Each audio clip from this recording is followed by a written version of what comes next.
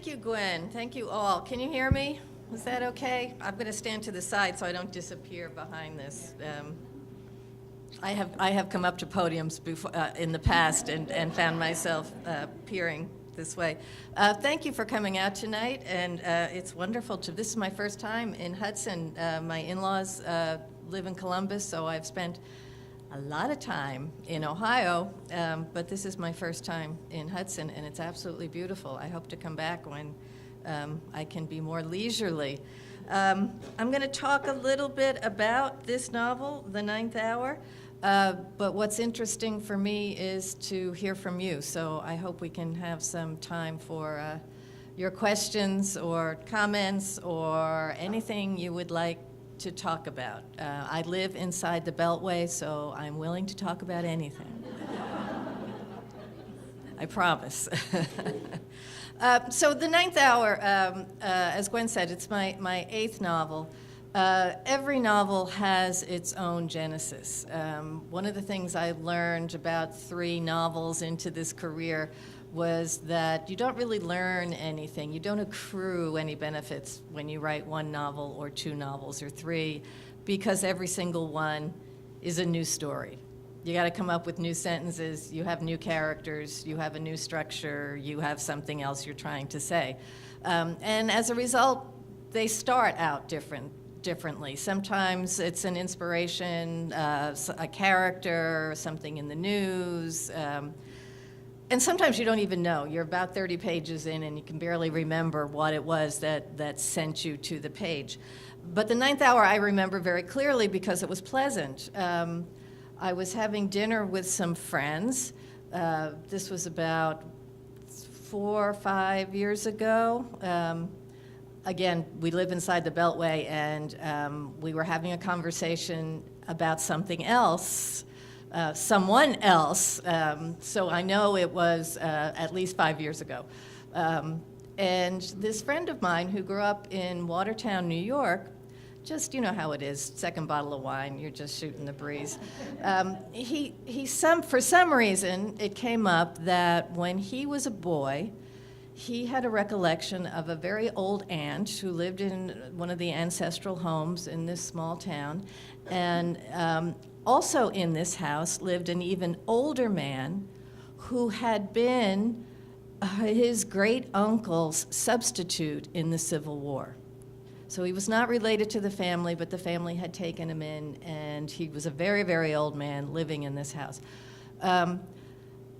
I guess that what I found immediately thrilling was here we are sitting around drinking wine in 2014, 15, and suddenly this connection to the Civil War. Someone who's sitting right here is talking about having seen and remembering this substitute in the Civil War.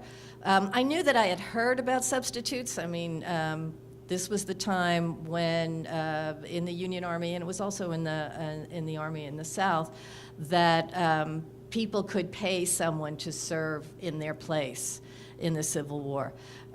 So I must have known something about that from history class in high school, Civil War novels. I remember one in particular, a good historical novel called Banished Children of Eve by a writer named Peter Quinn, which is actually about the draft riots in New York City, but the whole idea of substitution was mentioned there. So it wasn't like I didn't know anything about it, but I couldn't get it out of my mind. I was just fascinated. I started just reading about it, not really knowing what I wanted to do with it. I don't think of myself as a writer of historical fiction. I certainly don't think we need another Civil War novel, you know. I mean, we got Red Badge of Courage. We probably should have quit there. But the idea of somebody putting himself in harm's way so that someone else might stay safe. Now, as I did the basic research, this wasn't always an altruistic thing. There was money involved. Actually, it started out, it was just sort of private agreements between people. But then the government found out about it, and they stepped in and they codified it. They said you had to pay at least $300 to whoever was going to substitute. So then it quickly became an option only for the wealthy. That was a lot of money in those days. So that idea of you go, you may die, you may be harmed, but there'll be someone who will stay safe, who will live out a full life, and will procreate. And it made me think about value. It made me think about my own growing up during the Vietnam era, when we pretty much knew if you came from a wealthy family, you weren't going to Vietnam. You had substitutes who, middle class, working class families, they would go. They would go in harm's way, while others, does that mean we valued those people more? Does that mean that one life is considered more valuable than the other? And that whole sense of who is the person who says, I'll go and put myself in harm's way. So I found myself thinking about all kinds of issues of selflessness. Do we believe in the 21st century in selflessness? Do we trust it? That whole get a life, that sense of giving up your own life, or at least even just putting it at risk for the sake of another. Do we really believe in that as a complete good? Shouldn't we always ask for something in return? I've been teaching at Hopkins for well over 20 years, and I would say almost every semester, spring semester, some wonderful graduating senior will come into my office and say, I am going to do the Peace Corps, I'm going to do Teach for America, I'm going to go down and build houses for a year with Habitat, I'm going to join the Jesuit Volunteer Corps, and they'll have all these wonderful altruistic ideas of how they're going to get out of the rat race, and they're going to work for the poor, and they're going to work for the homeless, and inevitably, at some point, they'll say, and it will look really good on my resume. And sometimes I've toyed with the idea of saying, maybe if you really wanted to be altruistic, you should do that, but then never tell anybody how you spent. But I know I'd be hearing from their parents saying, I want him in law school, and he's going to put it on his resume. So that whole idea of, yes, you can give of yourself, but shouldn't you always ask for something in return? What's this whole idea about selflessness? So I'm thinking about this. I realized it wasn't so much the historical fact of substitutes in the Civil War, although that interested me, but it was becoming more and more the metaphorical idea of substitute. I'll go for you. I'll take care of this for you. I'll put myself at risk so that you can live, which immediately made me start thinking about, and then what's gratitude? Where does the gratitude begin and where does it end? If someone has given their life, or at least risked their life, and someone else has stayed safe and does grow and live out his life fully and procreates, well, then all of his children are beholden to that substitute. And all of their children are beholden to that substitute. And so sooner or later you start to, when can we just stop saying thank you? When do we have to stop acknowledging the gift of life that this substitute may have given? So all those ideas, I think fiction writers may be closer to poets. Every fact hints at something else. Every detail hints at something else, not just the thing itself, but what it may lead to, what it may evoke, what we intuit about something that that normal people just say, oh yeah, that's a fact of history, or yeah, that happened. I think those of us who write literary fiction always want to stop and say, yeah, but that's not enough. That's not enough. So I'm turning up this idea. As I was reading more and more about the substitutes, I was going more and more back to original sources. This is when writing feels like fun, because you're not actually writing, you're researching. It's one of the most dangerous things a writer can do. You're not writing the sentences, you're just feeling like a writer and learning all kinds of great things. So I was starting to write just making up stories about a substitute, stories about a family that had a substitute, and not knowing what I was going to do with it, but just to make sure that I didn't spend all my days finding all these fun facts that I can use at cocktail parties, but that does not make for page one of the novel. So I started reading big city newspapers, mostly New York, Boston, Washington, Philadelphia, Washington area, and just sort of going through what I was finding was I was being led to newspapers from the early part of the 20th century, the 19-teens, 1920s, by searching the word substitute, because a lot of people who had served as substitutes and lived were now dying. So I was finding myself reading obituaries of people who had been substitutes.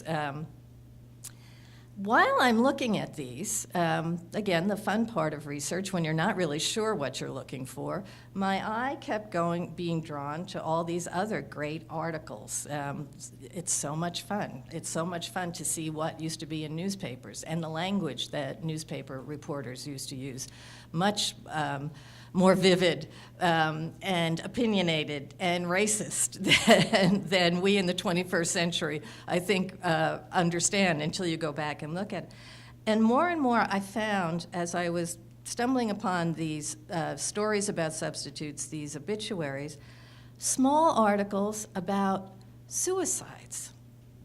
Almost every newspaper that I looked at, I found I was, just small, somebody turned on the gas in the tenement, lots of turning on the gas. It made sense, 19-teens, 1920s, tenements, city newspapers, that was the weapon of choice. There actually weren't as many handguns as we have now. So small apartments, seal it up, turn on the gas. And I started realizing, isn't this kind of ironic? Here I'm looking to understand how I can make metaphorical use of the idea of someone giving his life for someone else, and I keep running up against stories of people taking their lives, mostly men taking their lives, and many of them young. 20s and 30s, so in some ways parallel to the men who were serving as substitutes in the Civil War. One neat thing I found, and I did manage to work this into the novel, Abraham Lincoln had a substitute. It was late in the war. Lincoln was not very popular. We forget that. Lincoln was not very popular, so someone I sort of imagine as his equivalent of Kellyanne Conway is with him in the Oval Office thinking about what they can do to get some good PR for the president. And someone said, well, you're so busy, you couldn't serve. He'd had, I guess the backstory was somewhat that he said he would go if he could. He was writing all these beautiful letters to families who'd lost sons. And it said he would go himself if he could. So his people literally walked out to Pennsylvania Avenue. And here's this poor guy from the state of Pennsylvania, a young man, touring the city with his dad. And they stopped him and said, how would you like to come inside and meet the president? Who's going to turn that down? And he came in, and Lincoln said, and how would you like to join the Union Army as my substitute? Fortunately, it was late in the war, so this poor kid who said, yeah, great, did fine. He survived the war. But I did find his obituary, and the obituary, the headline of his obituary was that the man who served substitute for Abraham Lincoln in the Civil War, has died. And he actually even has a monument in his little town in Pennsylvania. I did manage to make use of that later in the novel. But this is the kind of stuff you fall into. So I have substitutes, somebody risking his life, and I have this inadvertent discovery of people taking their lives. That weighing of selfishness and selflessness. Metaphorically, I mean, we understand suicide now in a way that it was not understood at that time. But metaphorically, an argument could be made that suicide as an act of total selfishness, saying, I don't care what's going on out there, this is just about me, as opposed to the substitute who says, I'll give you my life so that you can live. I care more about you than I care about myself. So I took Emily Dickinson's advice at heart, and I said, I'm going to start this novel that I think is going to be about selflessness, and I think it's going to be about how selflessness is valued and undervalued and maybe even misunderstood in the 21st century, as opposed to what it was once in the past. But rather than starting with the substitute, I'm going to begin the novel with a suicide. I'm going to begin the novel with a character who is claiming his own life, not giving his life, but claiming it. So I created, and now I'm pulling, what do I know? I don't know much, so I have to write to see what I know. I'm creating a character. I wanted him to be without much of population around him, so that the person who's dependent on him, his wife, will be abandoned when he takes his own life. So it's serious. So he has to be an immigrant. And I know something about the Irish, so I made him an Irish immigrant.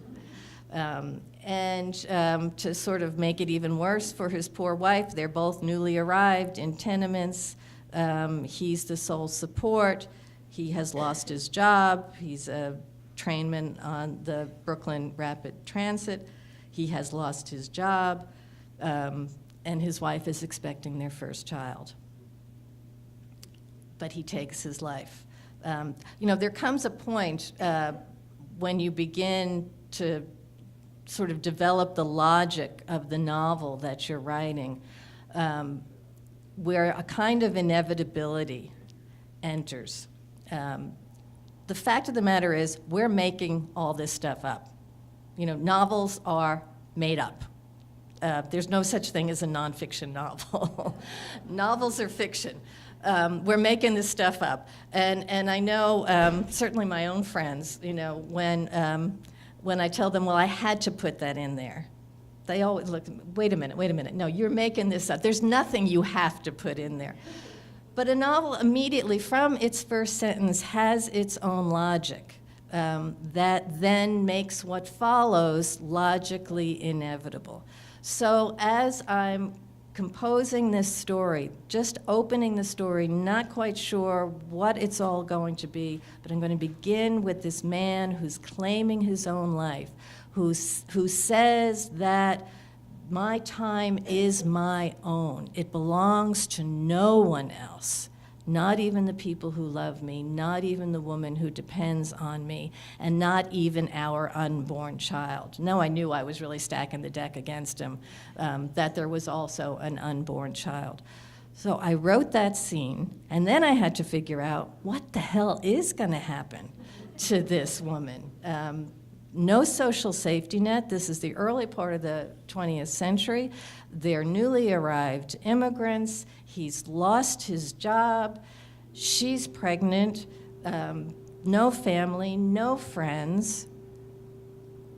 I can't stop the novel here. I've got to do something. I've brought this woman to life, and I've given her a child, and then I took her husband away. I'm obliged to figure out who's going to be there. Well, I knew from my own experience, having grown up in New York and having a grandmother who lived in Brooklyn, a grandmother who was an Irish immigrant, and a widow who had 4 children of her own, and then she adopted her niece, who was my mother, as an infant and raised her. I knew the only way my grandmother in the 30s and the 40s was able to do all these things as a working widow was because there were nuns in the neighborhood, nursing sisters. Stories that I'd heard my mother and my aunts telling about, always funny. They were always jokes. They were always funny stories about the nuns who would be there to babysit if one of them got sick and my grandmother had to go to work, who would be there if my grandmother was delayed getting home, who would be there when my grandmother got sick, who would check on them, who was there just doing all those things that a working woman needs who's on her own. So I brought a nun in the aftermath of the suicide. And then I said, I don't want to write a book about nuns. I'm trying to shake this whole Irish Catholic thing. All right, I got an Irish immigrant, but I killed him off. Now I have a nun. So I thought, well, all right. Practically speaking, the reality, the authenticity of recreating this time, yes, she would be there. Yes, she would come and she would sort of take charge. But I made her old. She was in her 60s, but in those days, that was old. A nursing nun who wasn't nursing anymore because of certain illnesses, but had been begging. I had in my own memory of my childhood nuns sitting in subway entrances and in lobbies of stores. My mother would always, didn't matter if they were 300 pounds and 6'10", my mother would say, go give the little nun some money. So I thought, I can have her come in and take charge, but if I make her old, I can kill her off too, and then I don't have to have a book about nuns. But in those days, in reality, most nuns had to travel in pairs. So this nun enters the novel alone, but before I knew it, she had dragged 2 more nuns into the novel. And as I'm struggling with this, 2 things I realized. If it's going to be a book about nuns, I'm going to have to found my own order. Because I have to manipulate them. I'm not writing historical fiction. I'm making this stuff up, and I have to manipulate who they are and how they're going to work in this. So then my research turned to, how does one found an order of nuns? And I began reading about religious women in this country. Now, I was born and raised Catholic and went 12 years of Catholic school, and are sometimes called a Catholic novelist. But these were stories I had never heard.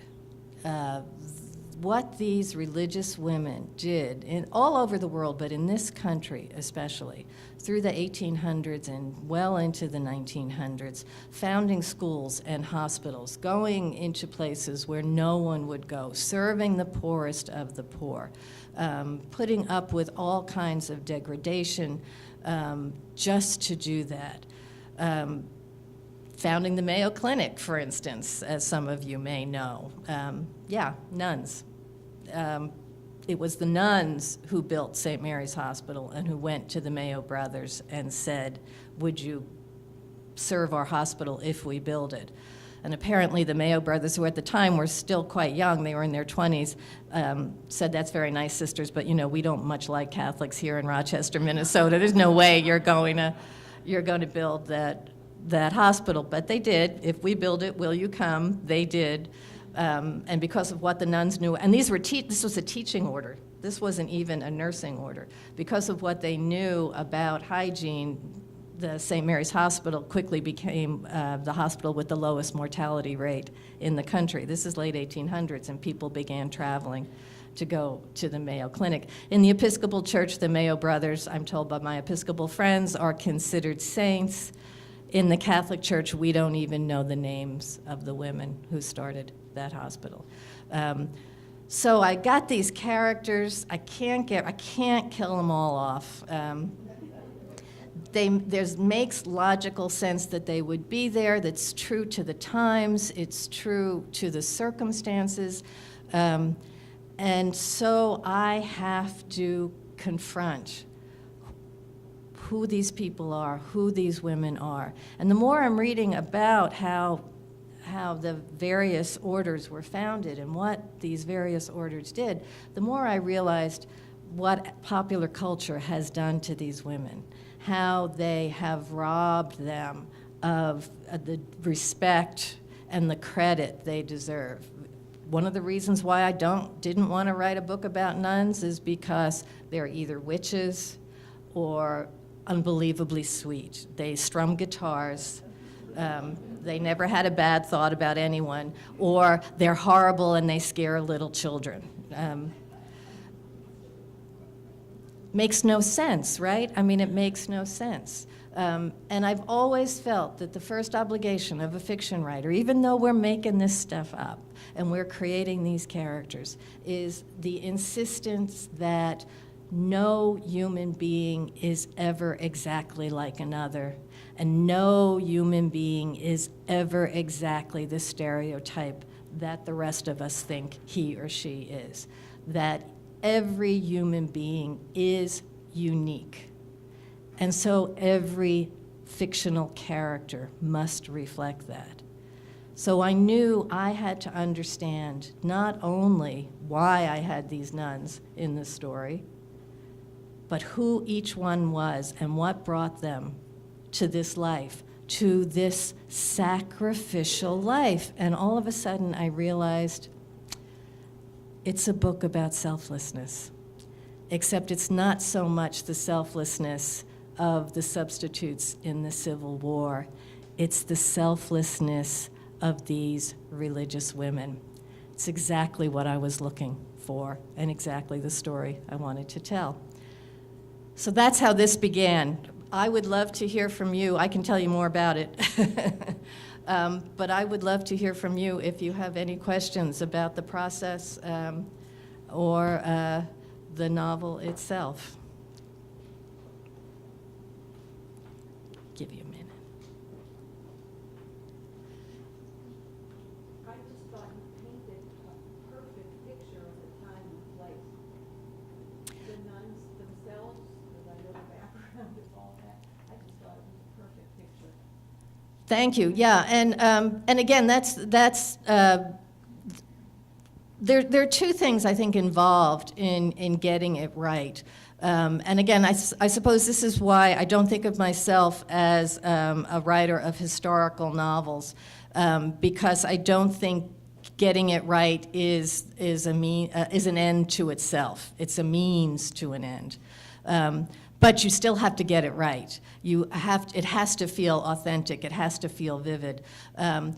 Looking at those newspapers, I tell you, one of the best things that I stumbled across as I was going to these original sources were the women's pages in old newspapers. How much you learn, again, about language, about I have one of the nuns, yet another nun, who came into the novel, is a laundress. She works in the laundry. She has a PhD in laundry. She knows absolutely everything to eradicate any kind of stain. And again, my nuns, my order, the Little Nursing Sisters of the Sick Poor Congregation of Mary Before the Cross, I'll have you know. My name, copyrighted. No. But she works with not only the clothes for the sisters and for the household, but for all the people that the sisters nurse. So she's washing everything. She's washing the bedclothes of the sick and the poor and the children's clothes when mom can't do it. And I learned so much by looking at the women's pages from, again, the early 1900s with all kinds of laundry advice and wonderful advertisements. So I could see not only how much things cost, but the really important thing, and I think this maybe is the thing that sort of leads me away from the idea of historical fiction, as you read, you also look at the way language is used because it tells you what people thought of themselves and what the culture thought about them. And that's the thing that for me, that's the real end, not just that you recreate in a kind of valid Disneyland street, oh, this looks just like the Old West, you know. Yeah, you have to do that. But again, it's to get at the characters, to get at the individual life, the people who walked those streets and who breathed air at that moment in time, again, who are unlike anyone else, who are completely their own, living their own lives. That's the challenge. You get to that through the vividness of the historical detail. Yes? How do you accomplish that without one single extra word in your book? Your books are so pure, and I can taste the people and the experiences that you write about. What's your gift? Well, thank you. First, I'll give you the literary answer, then I'll give you the real one. The literary answer is a writer I love, Joseph Conrad, you know, sort of one of the writers that form you as an early reader. He says that the only obligation of the fiction writer is to make you see. That's it. You have to make the reader see. And this was, you know, this was before cinema, he was saying that. And I take that to heart. That's what I look for when I read. I want that immersive, vivid experience. So it's going over every sentence and every paragraph. Can I make it clearer? Can I make it sharper? Can I bring the focus in a little bit tighter? The autobiographical, so probably the really authentic answer is that I grew up in a family with two older brothers who both became lawyers. They never let me finish a sentence.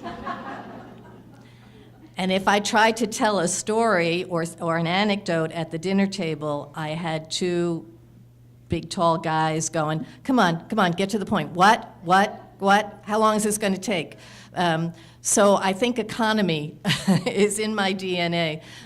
Yes, get it right, get the right detail, get that visual absolutely right, but don't belabor it. You know, nail it. Right? Yes. Our book club read the hour last month. Thank you. One of the things that we pulled out of it was the smells, and maybe that I was wondering if maybe you could speak to that, because we all kind of talk about how, you know, we could sense like the smells in the apartment, the smell of the paint, or the smell in the living room, or you know, the smell when Sister Lucy went to see the priest, and on the train. You know, Yeah, on the train. Is that Yeah. part of your process, like getting to the point? But because that we all picked up on sort of that being really vivid. Yeah. Did you hear that? The questions about the use of smell and odor and number one, I don't know how you would leave that out, especially if you're writing about tenements or any city. You know, every city has its own odor. Also, I think we undervalue how smell and memory work together. You know, really, scent is the thing that can bring back a memory. I mean, Proust thinks it's taste, you know, the Madeleine. But I think scent is probably the thing that elicits a memory most immediately. You know, you smell mothballs, this was grandma's, I think of grandma's house, you know, that kind of thing. And so it's very I think smell is very evocative, and so I think it's really important, especially in a story like this that is also told from some distance. There's the distance of the 21st century narrator.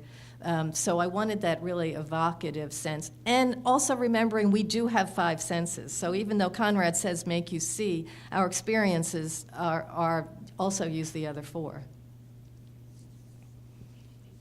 I liked your approach, the way you portrayed the nuns as being witches, nice and whatever. I went to school for 12 years in Catholic school also, and I could put a face to every one of those nuns that we had in there. So I enjoyed that part of it. One of our ladies from our book club wanted to know who was telling the story. Mm-hmm. She couldn't find out who it was. We thought it was one of the grandchildren. Right, right. So, How did you choose that? Yeah, yeah, it was I mean, I realized I may be trying the reader's patience a little bit, because I think eventually what I saw I was doing, I mean, I knew from the very beginning that this was not going to be an as it happened kind of story. Again, maybe because I don't think of it as historical fiction, but also for that question of, do we value selflessness? You know, do we have a sense that religious people at another time were more willing to sacrifice themselves, or even just the culture was more willing to, and for the good and for the bad, you know, marching off to World War I, for instance, that as opposed to going to Vietnam. Just those two, look at the two differences culturally and in society. So I didn't want it just to be a story about these nuns at this time, but also a subtle, I didn't want it to be overwhelming, a subtle sense of a 21st century voice assessing and reassessing what these people believed and how they behaved. Because I didn't want that to get in the way, I flipped what I think would be more familiar to readers.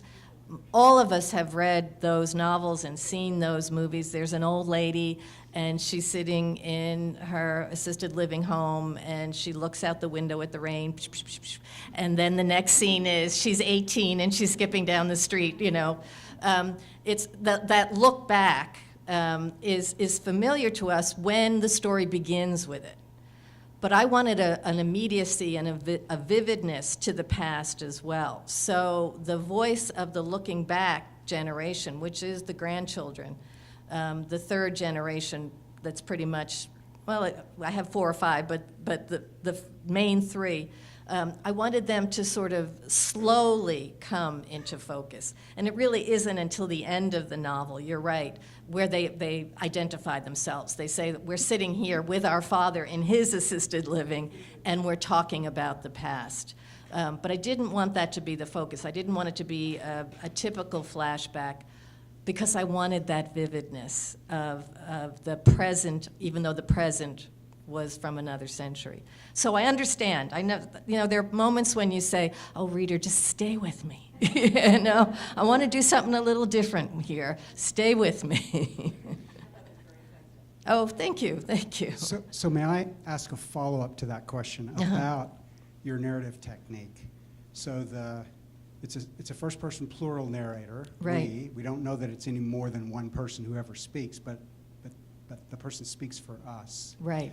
And yet, a lot of the novel is in third person. Mm-hmm. And could you talk a little bit about how you think as a writer about having a first-person narrator or narrators use third-person omniscient, maybe free to indirect style, and switch back and forth? There's a point in Charming Billy where you have the narrator actually speak about herself in the third person. Right. It's only a single page. Right. You don't do that here, but you clearly have thought about this. Are you giving your narrators all the tools in the novelist's toolbox as a way of not being bound to first-person perspective? Or how do you think about your narrative technique in this respect? Thank you. Yeah. You know, again, it's different. The first-person narrator in Charming Billy does indeed become a third-person narrator.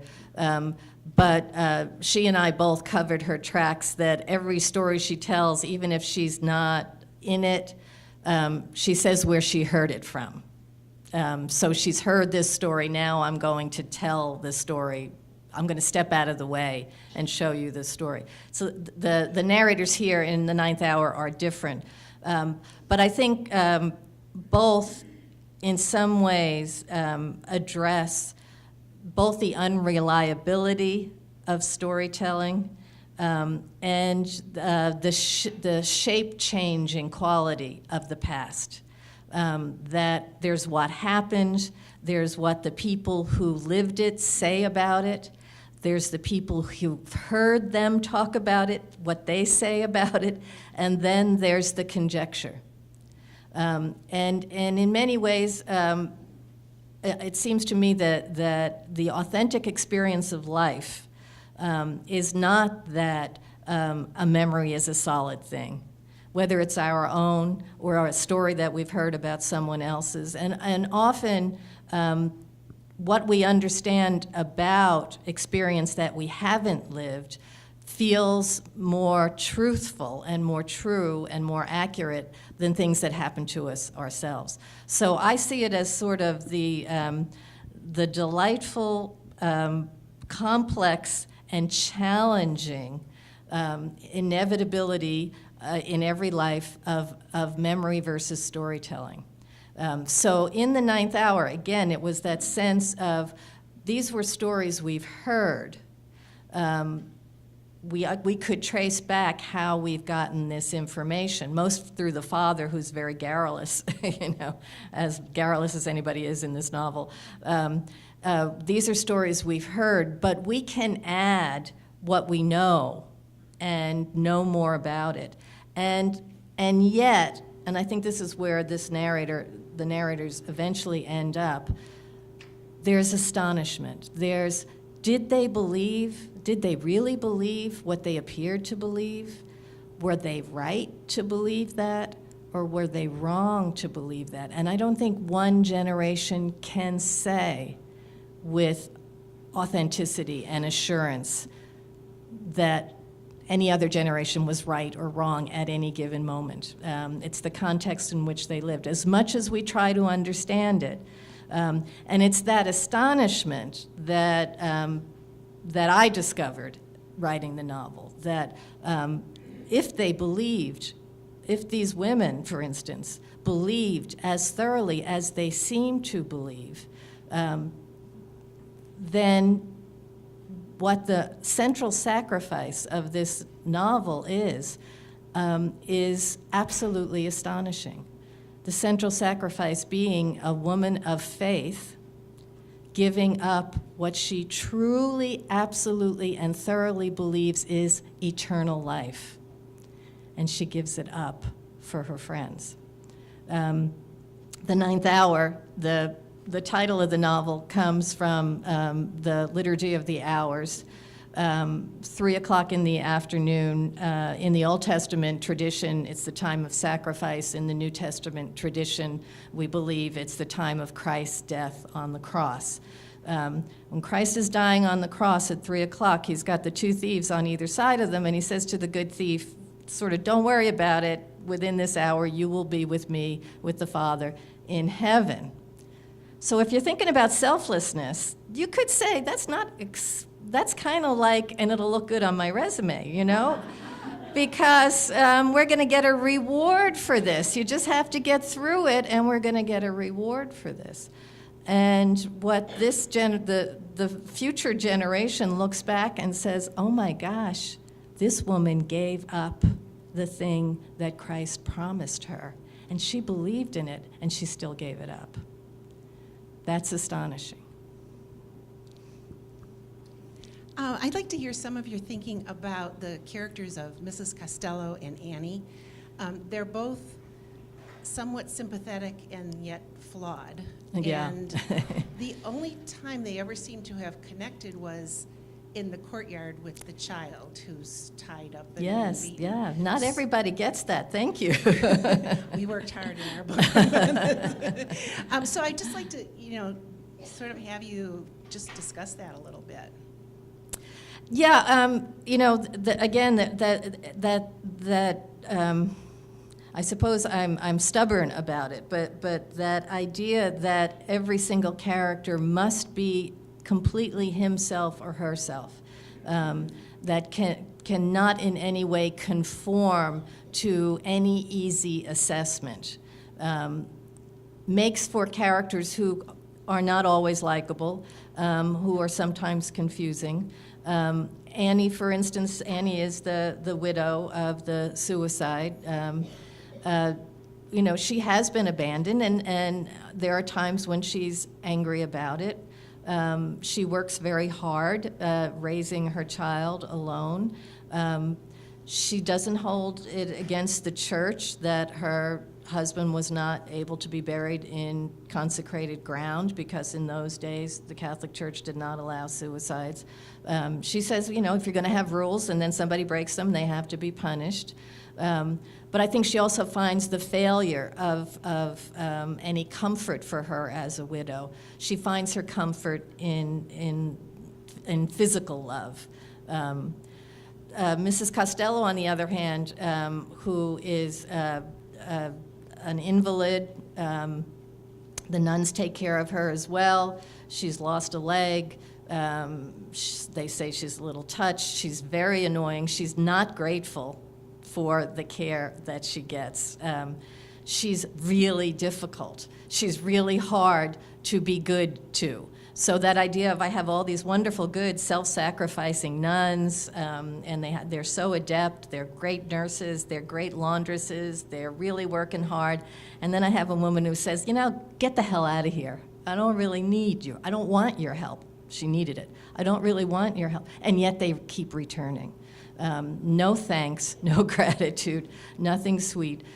So again, it's the multiple the multiple qualities of any one of us at any time in our lives that I think the fiction writer has to always struggle to bring to the page. Else, why should we read characters if they're just what we expected to find? If I could ask a question about Child of My Heart, Oh, yes. there were no chapters. Can you talk about that? I kept waiting for Well, a there were chapter. breaks. There were breaks, but yeah. Talk about why you did that, if you would. Child of My Heart is a very short novel. Most of my novels are short, but that's the shortest of them. And it's also, in some ways, it's a memory piece as well, but almost told in a breath. And that's why I did it. I wanted that sense of, again, the rush of the story. That was the summer, that summer I had to take care of all these animals, and that was the summer my cousin, and that the main character is a teenage girl, but it's told in recollection, and yet there's some of that teenage, and then this happened, and then this happened. And I felt the formality of chapter 2, that sounds so much more Moby Dick than Child of My Heart, I just felt that formality somehow for me, just sort of the rush of this single person, this one voice telling this story of this one summer some time ago, and really just a couple of weeks of it. I just felt that it didn't look right to me to have, there are breaks, but to give names that just didn't belong to the character. There is this sense when you're writing fiction that once things start happening, as the writer, you have to put yourself at the service of the characters, not out of your own ego or even your own plans. That sense of, I guess this is why I ended up with a book about nuns. You know, the public me, the writer who gets reviewed and finds herself in lists of Catholic writers, didn't want any part of this story. You know, I probably should have written a Civil War novel, and everybody, wow, my God, she's given up the Irish and she's writing Civil War novels now. Isn't that brilliant? She could be a male writer, you know, like a real novelist. But you get to the point where you say, I'm not in charge. I need to, whatever talent or thought or intelligence or abilities with words I have to put them at the service of these people because I brought them into life. And I don't think enough people are looking at who they are. And I want to bring the reader along, writer and reader, looking at these people just to say, there they are.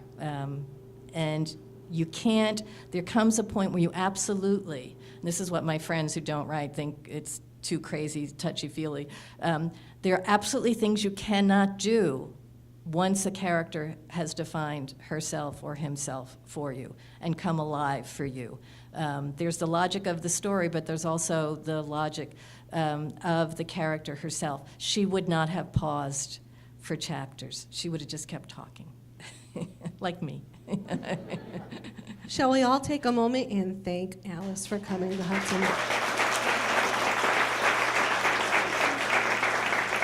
Again, thank you very much. Please remember, we're going to adjourn to the rotunda where you can further visit with her and get your book signed. Also in the back of the room, there are forthcoming program brochures. Next week is Daniel Mendelsohn. He is a wonderful author. I hope you have the opportunity to read something he's written as well. So.